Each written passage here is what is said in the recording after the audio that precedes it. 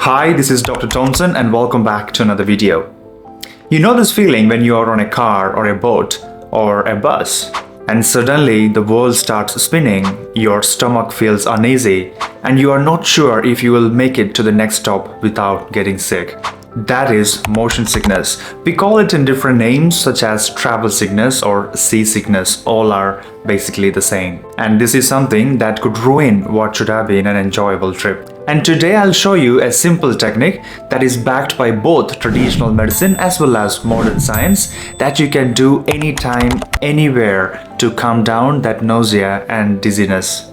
And stick with me because in just a minute I'll show you exactly where and how to press to get that instant relief. Very quickly, let's take a look at what is motion sickness.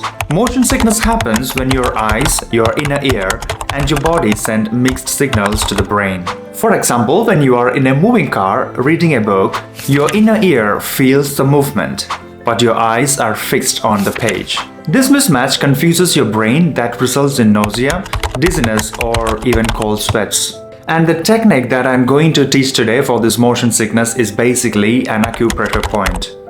So you might be thinking, how can acupressure actually help with motion sickness? Acupressure is an ancient healing technique that is from the traditional Chinese medicine. Maybe you might have heard about acupuncture, isn't it? If not, acupuncture is a system of medicine, also from traditional Chinese medicine, wherein we are inserting fine needles into specific points in our body for the purpose of getting desired results. Acupressure is very similar, but here we are not using needles. Instead, we can use our fingers or any other object for the purpose of giving that pressure on specific points in our body. Regardless of inserting a needle or giving pressure onto these points, the idea is that these points help to regulate the energy flow. In Chinese medicine, it is called as qi flow, that can help to better the conditions. In modern terms, this can stimulate the nerves or increase circulation that can bring in real physiological changes. I will never forget my first day working in the Maldives. It was raining heavily and the sea was rough. And I had to take a speedboat which takes almost 30 minutes from the mainland to go to the island I was supposed to go. The waves were bumpy and the boat was rocking non-stop. And I started to feel that awful dizziness building up. And that's when I thought this is a very good practical situation I am in, wherein I can try if this acupressure point really works or not. I tried and surprisingly it did work. Ever since then, I have been recommending this point to all my patients or even my friends and relatives who are suffering from motion sickness. And today I'll teach you this so-called magical point so that you can try when needed. The acupressure point that I want to teach you today is called as Nei Guan in Chinese medicine. It is also called as P6. P stands for pericardium. When you learn Chinese medicine, you will learn about few different meridians that are passing through our body. And pericardium meridian is one among them. 6 stands for the 6th point in this pericardium meridian. So P6 means the 6th point in pericardium meridian. And the name of the point is Nei Guan.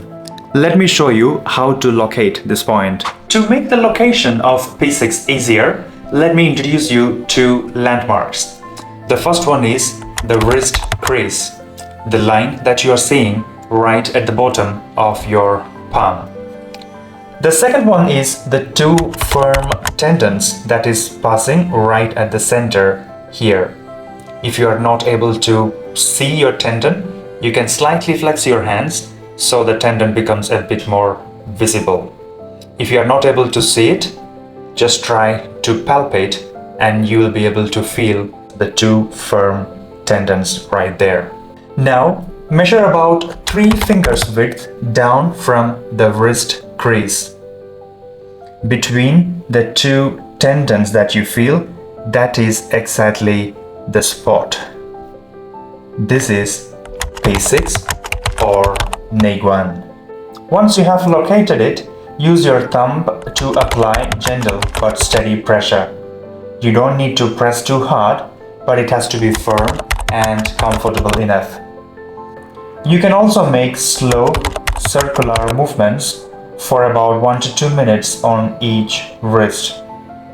If you are on a moving vehicle, you can alternate between the two wrists. While doing this, it's important to relax your eyes and look far into the distance instead of staring at nearby moving objects. This will help your inner ear and eyes to align better, reducing nausea. And don't forget your breath. Take slow, deep breaths in and out as you apply the pressure. Deep breathing calms the nervous system and makes the acupressure even more effective. Now you might be thinking, does it really work or is it just a placebo? Well, science has looked into it. A review in 2015 analyzed multiple clinical trials and found that stimulating P6 or Nei Guan can reduce nausea and vomiting, especially after surgery or chemotherapy. Another study that was published in the Journal of Alternative and Complementary Medicine found that P6 stimulation was effective in easing motion sickness symptoms.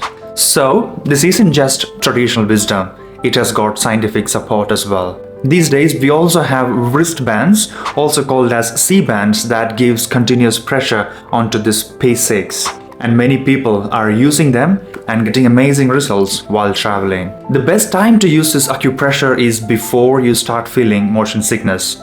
What I mean to say is before you start this long boat or car trip.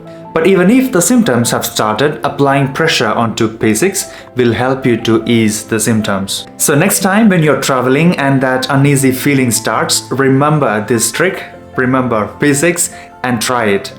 I'm sure it will definitely be of help. After all, you don't need anything special, you just need your fingers to apply pressure. So give it a try and let me know in the comment section if that helps. If you like the video, give it a like and share it to somebody who has been complaining about travel sickness all the time. And also make sure you subscribe to the channel so that you don't miss out on any of my future uploads. Thank you for watching. This is Dr. Tomson and hopefully I'll see you in the next one.